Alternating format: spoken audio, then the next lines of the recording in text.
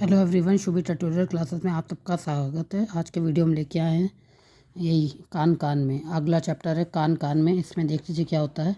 जिन जानवरों के कान बाहर दिखाई देते हैं उनके शरीर पर बाल होते हैं, वे बच्चे देते हैं। ऐसे जानवर जरायुज या वाइविपोरस कहलाते हैं।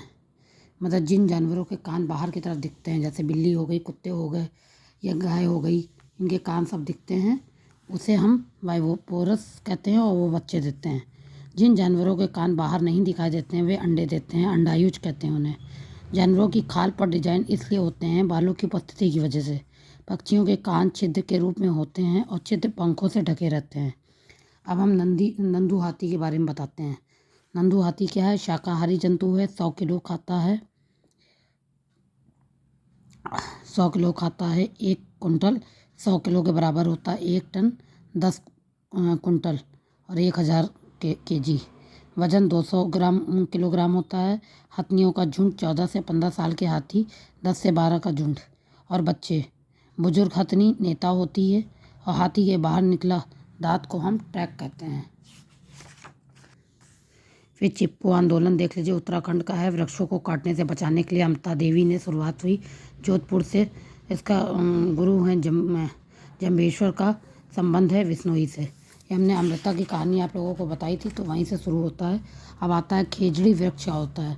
खेजड़ी वृक्ष देख लीजिए, खेजड़ी गांव से रिलेटेड है, जोधपुर में है, राजस्थान। कम पानी की आवश्यकता होती है, छायादार वृक्ष है। उसकी लकड़ी की कीड़ा नहीं लगता है, इसमें लकड़ी का कीड़ा नहीं लगता है। ये मत्स्य वन का वृक्ष है। इसकी छाल दवा के रूप में काम आती है। इसमें पेड़ की फली का प्रयोग सब्जी बनाने में, पत्तियों को जानवर अपना भोजन बनाते हैं। ये कहानी है खेजड़ी वृक्ष की। अब हम आते हैं अनीता कुशवाहा की कहानी है मुखपात। गांव है इनका बबोहा और जिला है मुजफ्फरपुर और राज्य है बिहार। ये मधुमक्खियों को आकर्षित करने के लिए लीची के फूल फरवरी में लगाए जाते हैं। एक इम्पॉर्टेंट क्वेश्चन, मधुमक्खी के आकर्षित करने के लिए किसके फूल लगाए जाते हैं? लीवी के फूल, सॉरी लीची बोला, लीवी के। अब इनकी कहानी देख लें। अनीता है, इन्हें गुड स्टार कहते हैं। इन्हें लड़कियों को कहेंगे कि जिन्होंने विपरीत परिस्थितियों में अपनी पढ़ाई को आगे बढ़ाया। इनका एक वो है, मतलब इनका एक स्लोगन है। मुजफ्फरपुर की लगभग जनसंख्या का व्यवसाय मधुमक्खियों को आकर्षित करना है। इनका क्या काम है? मधुमक्खियों को आकर्षित करना है।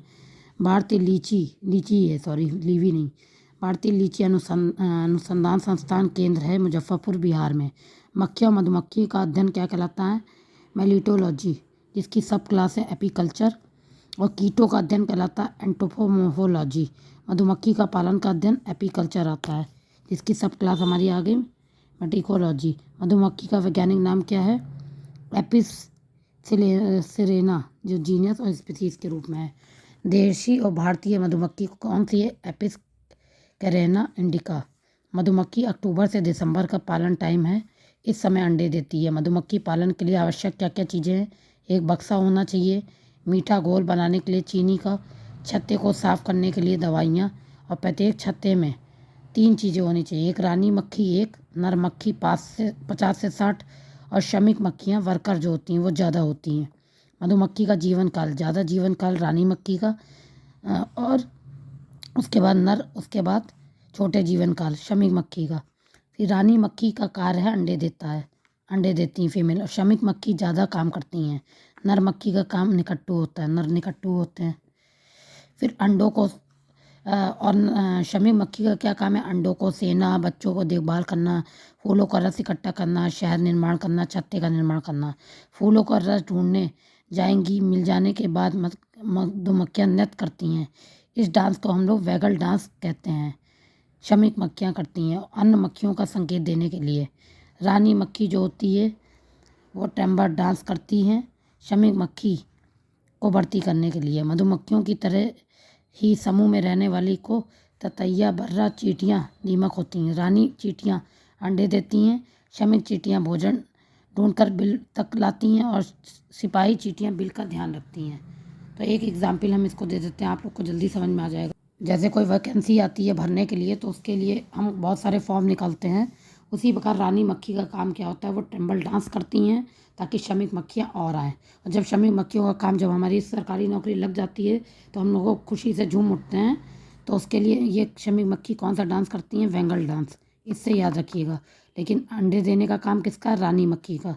और नर मक्खी क्या करते हैं? निकट्टू होते हैं। नर को तो वैसे भी कहा गया है कि निकट्टू हो।